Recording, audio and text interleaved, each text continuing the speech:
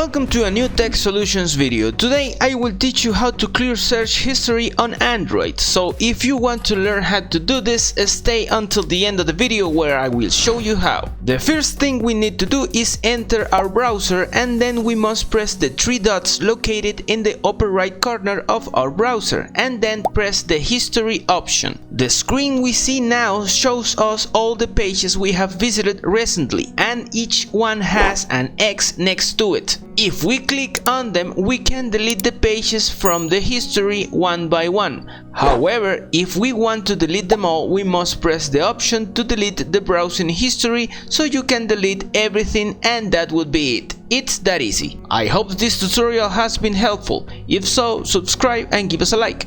I will see you in the next Tech Solutions video.